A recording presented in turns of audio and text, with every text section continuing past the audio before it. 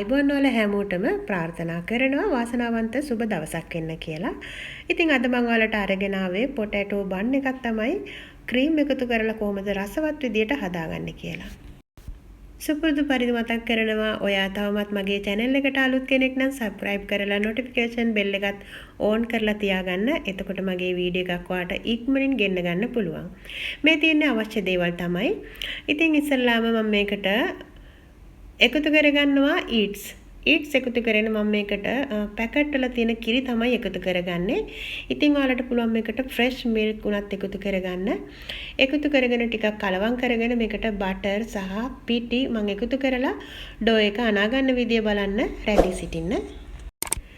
මේකට බටර් ගන්නකොට ඕගොල්ලෝ ටිකක් මිල්ට් වෙච්ච බටර් එක තමයි ගන්න ඕනේ. ටිකක් කාමර උෂ්ණත්වයේ තියලා චුට්ටක් මිල්ට් වුණාම ඔයාලට මේක අනා ගන්න ලේසි. මොකද මේ බටර් එක අධිශීතකරණයේ තිබිලා තමයි අරගෙන තියෙන්නේ.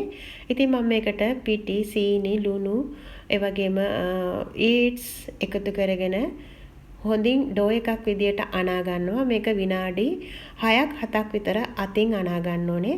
ඉතින් මම ඕගොල්ලන්ට අතින්ම මේක හදා ගන්න විදිය, නීට් කරගන්න විදිය තමයි අද අරගෙන ආවේ. ඔයාලට මේකට කිරි නැතිනම් කිරි පවුඩර් උනත් එකතු කරලා වතුර ටිකක් එකතු කරලා ලෑස්ති කරගන්න පුළුවන් ඩෝ එකට. ඉතින් මම කලින් වීඩියෝ වල ගොඩක් සඳහන් කරලා තියෙනවා ඩෝ එක විදියට අනා ගන්න විදියවල් ක්‍රමවල්. මම මෙතෙන්ට දැන් ওই පාන් පිටි කප් එකක් එකතු කරගත්තේ හොඳින් හලාගත්තු පාන් පිටි. ඉතින් මේකට චුට්ටක් අපි තව දැන් වතුර කිරි ගතිය වැඩි හින්දා තව කප් භාගයක් මේකට මම එකතු කරගන්නවා. පිටි කප් එකමාරකින් තමයි මම මේ ඩෝ එක හදාගන්නේ. එකතු කරගෙන අතින් හොඳින් අනාගෙන මේක වහලා පැත්තකින් තියාගන්නවා. විනාඩි 30ක් විතර කාමර උෂ්ණත්වයේ පැත්තකින් තියාගන්න ඕනේ. මේක හදන්න කලින් මම අලගෙඩි 3ක් ලිපේ තියලා තැම්බෙන්න තිබ්බා. ඉතින් මේ ටික ලෑස්ති කරනකොට අල ටික තැම්බිලා ඉවර වෙනවා. ඔයාලා පටන් ගන්න කලින් අලගෙඩියක් ඔයගොල්ලන්ට ඇති. මම ඒ 3 ගත්තට අල ඉතුරුණා. ඉතින් එක අලගෙඩියක් ඇති. අලගෙඩියක් හොඳින් තම්බලා ඔයගොල්ලෝ පොඩි කරගන්න ඕනේ. මේ විදියට හුලන්නව දිනසේ හොඳින් වහලා පැත්තකින් තියාගන්නවා. ඉතින් ඔයාලට පුළුවන් මේක කිචන් ටවල් එකකින් උනත් වහලා පැත්තකින් තියාගන්න. විනාඩි 30කට පස්සේ අපි බලමු කොහොමද මේක එන්නේ කියලා. දැන් අපේ අල ටික තැම්බිලා ඉවරයි. විනාඩි 15කට පස්සේ මේ දැන් මම මේක හොඳින් පොඩි කරගන්නවා. පොඩි කරගෙන මේකට ඝන ක්‍රීම් එකක් එකතු කරගන්නවා. චීස් ක්‍රීම් එකක්. ඉතින් ඔයාලට එක එක චීස් වර්ග තියෙනවා. ඝන චීස් ක්‍රීම් එකක් එකතු කරගන්න පුළුවන්. මම මේකට ගේමර් කියන චීස් ක්‍රීම් එක තමයි එකතු කරගත්තේ. එකතු කරගෙන මේක හොඳින් පොඩි කරගන්න ඕනේ. ක්‍රීම් එකක් එන විදියටම අල සහ ක්‍රීම් එක හොඳින් පොඩි කරගෙන මිශ්‍රණයක් විදියට හදාගෙන පැත්තකින් තියාගන්නවා.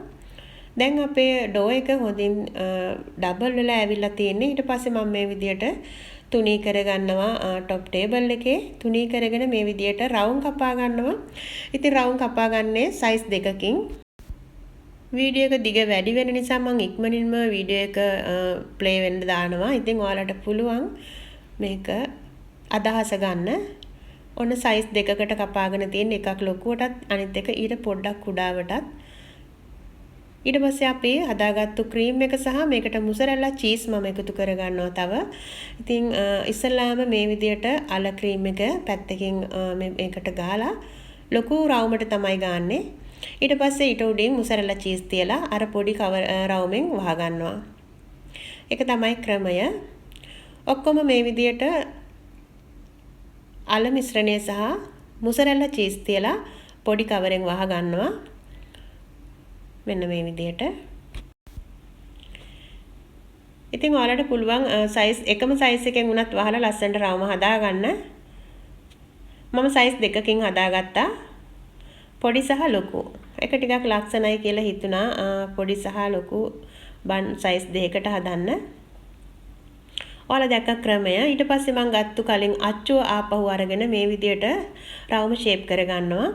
දැන් ලස්සනට තියෙන ඔයාලට පේනවා. ඒ වගේ පොඩි සහ ලොකු බන් දෙකම රවුම කපලා ලස්සනට ෂේප් එක අපව හදා ගන්නවා. ඊට පස්සේ මේක මම තවත් විනාඩි 30ක් කිචන් ටවල් එකකින් වහලා පැත්තකින් තියා ගන්නවා. හරිම ලේසි ක්‍රමයක් තමයි. ඊට පස්සේ මම ටූත් පික් එකක් අරගෙන මෙන්න මේ විදියට මේකේ හදා ගන්නවා ලස්සනට කුහර. චුට්ටක් ඇතුළට වෙන්න මේක මෙන්න මේ විදිහට ඔයාලට පේනවා. මේ වගේ හෝල් හදා ගන්නවා ඔක්කොගෙම. ඊට පස්සේ මම මේක විනාඩි 30ක් වහලා පැත්තකින් තියලා තමයි බේක් කරන්න ගන්නෙ. බේක් කරන්න ගන්නකොට ඔයාලට පුළුවන් මේකට බිත්තර සුදු මද ඒ වගේම කිරි ටිකක් එකතු කරලා හොඳින් මික්ස් කරලා මේකට උඩින් ආලේප කරගන්න. එහෙම නැතිනම් බටර් ටිකක් වුණත් ඔයාලට මේකට උඩින් ආලේප කරගෙන බේක් කරගන්න පුළුවන්. විනාඩි 15ක වගේ පුංචි කාලයක් oven එකේ සාමාන්‍ය උෂ්ණත්වය Black and Decker oven එකේ මම අංශක 135ට සෙල්සියස් අංශක 135ට මම මේක ඕන් කරලා යට විතරක් ඕන් කරලා මේ විදිහට බේක් කරගන්නවා. මේ තියෙන විනාඩි 10කට පස්සේ මේ තියෙන විනාඩි 15කට පස්සේ ඕන දැන් ඉතින් අපිට ලස්සනට බන් එක බේක් වෙලා ඇවිල්ලා තියෙනවා.